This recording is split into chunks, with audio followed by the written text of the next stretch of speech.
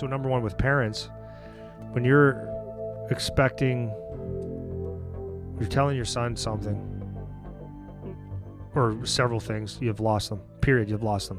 They can't do too much. And then the most important thing on becoming a good hockey player, good at anything, is it has to be a self-driven thing. And this is where the deep practice will make a difference.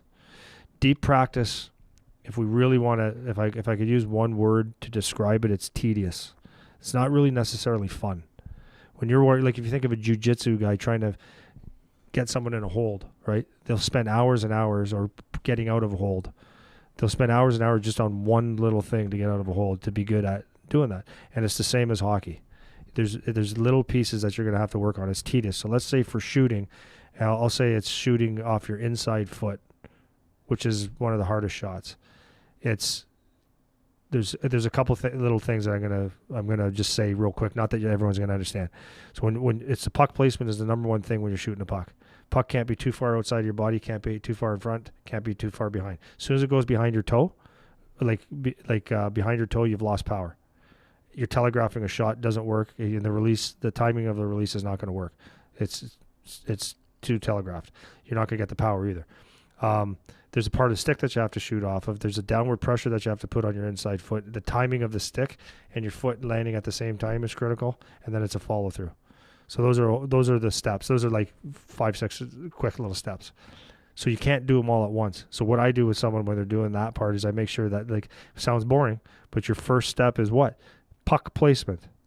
So if you have a puck and you're practicing 500, you're going to do 500 times. I'm going to get this. And your puck is too far to the outside, which means your hands would be outside your hips. If you do that 500 times, you practice something wrong 500 times. You're not better. You're worse. You created a neuropath. Okay, so what happens is you have to, so this is what the deep practice is paying attention to that first cue. The puck has to be, let's say it's, I'm just using the best way I can say it, because I'm not on the ice, is to keep your puck on the, just in front and to the outside of your front foot that you're shooting off of. Your hands have to be in front of you.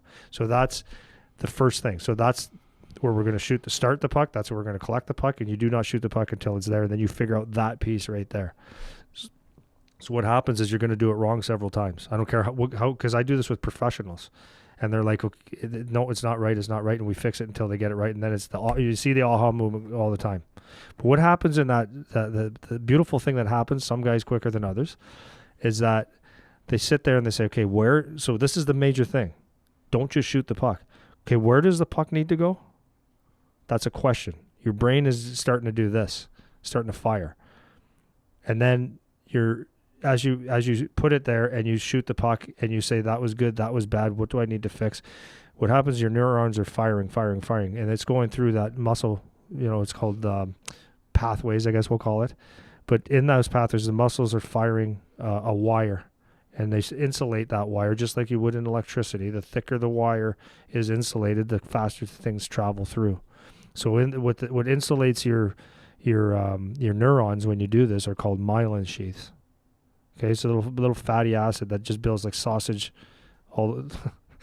like little fatty sausages that wrap around your neurons and fire impulses.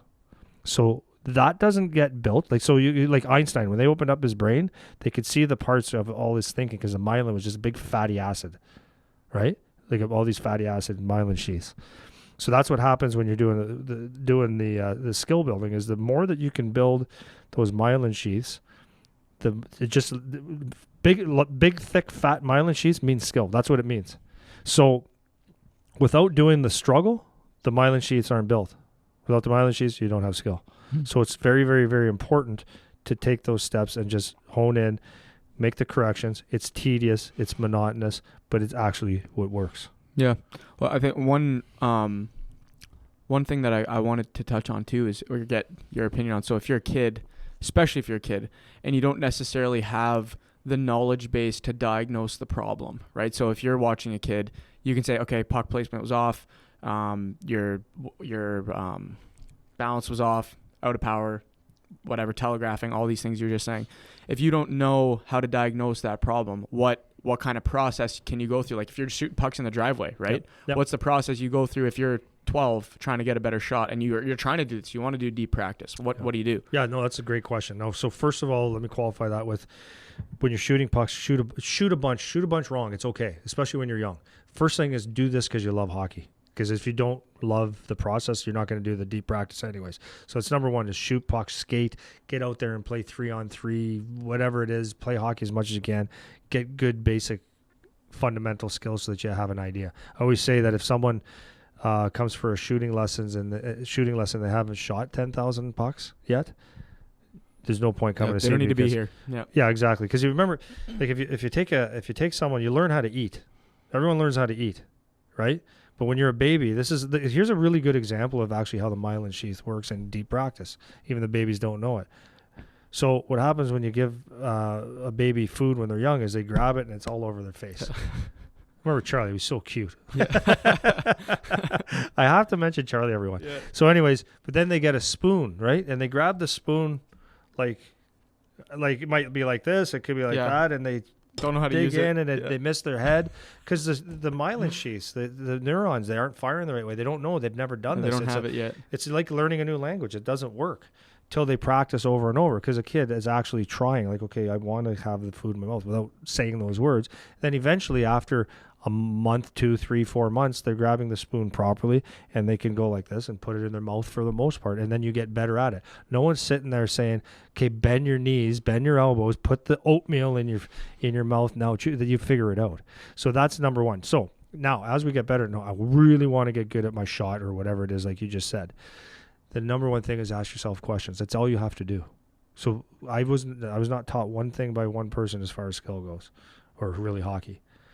So when I would shoot pucks, I would have my bucket of pucks and I would pretend I was whoever I was in the NHL or the Sudbury Wolves or whoever that day, and I would be that person. So I was in my own little world, and which is great. So I would be shooting pucks to win Stanley Cups and stuff. So but what would happen is as I was shooting pucks, I would try to shoot them hard. Let's say hard, just hard. So I'd shoot them when I'd get one the way I liked it. I'd go, wow, that one was hard. How did that happen? Why did I do it like that? And I would just kind of pay attention to where the puck was on my stick. That might be one thing. Could be, I really jumped into that. I noticed I jumped into it. And I didn't get it the first time. I just kept asking, what if I try this? So what if I try this? Would I do that? What it's doing is taking the brain and it's starting. And it's going, okay, well, what if you try this? And it's sending all these signals out to this end result, building those neural pathways. So then when I would find something like, for example, when I would pull a puck in, and if I took my stick off the puck and then, which most people do, pull it in, take the stick off the puck, like it's quick, but it's a snap or a slap, tap, rather than keeping pressure on and bending the stick. That took a while to figure out, but I said, if I bend the stick, keep it on here, bend the stick, it's going to come off like a slingshot, comes off harder. So, okay, so I'm going to keep practicing that. Like it was a mess the first little time, first little bit. All of a sudden it becomes better. Right? And then we try to take that and be accurate. Then we try to do it with our feet moving. And it's just asking the questions and taking the time to figure it out. It's not good enough. If you can just say it's not good enough, I want to be an expert. I want to be the best at this. It takes time. Yeah, like you don't need to have the technical knowledge to do this. It's the really good question. And this works for anything, not just hockey, not just shooting a puck. Just, okay, how did that feel?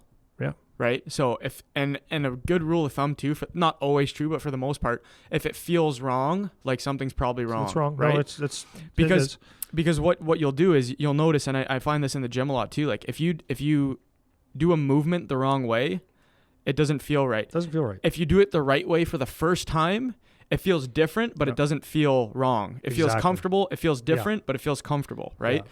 So and edges to that felt right.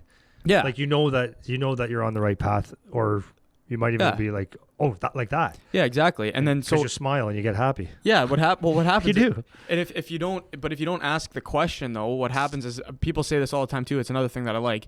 You go from you're unconsciously incompetent. Yeah. Then you start to ask some questions, then you're consciously incompetent. You're still no good, but at least you're no good and you're paying attention. Yeah. Then you move to conscious competence after you practice it enough times where you have to pay attention to do it correctly. Yeah. And then you move to unconsciously competent where it just comes and you don't have to think about it, right? Yeah, and that's where when you watch guys that are really good at a certain skill or at a certain whatever they're doing, And it's like they don't even have to think about it, and well, they don't. Well, it's like when I try to show how someone's shooting improperly or passing improperly, can't do it. Can't do it because it's unconsciously, like it's like I'd have to unzip everything. Yeah, exactly. And you have to really try to mess it up after. Yeah, I can't even do it. Yeah, and once you know, you're talking about building those pathways in your brain, once they're that thick, yeah, like you said, it's really hard to get rid of that. Yeah. Like it's hard to. So even like for me, so I stopped playing when I was 22 or 23. Was my last year playing. Yeah. So I'm 26 now. Yeah. Barely skate, barely go on the ice, barely touch my stick now. Yeah. But I can jump on the ice and run a skill session for whoever, because it'll take me 4 seconds of handling the puck a little bit until, and it's not like I'm awesome, but I'm back to like reasonably better than everyone that I'm teaching very quickly. Yes. And that's, I haven't done any practice on it for years at this point, right? Yeah. And that's something that it's hard to get rid of once you have that level of skill with something, right?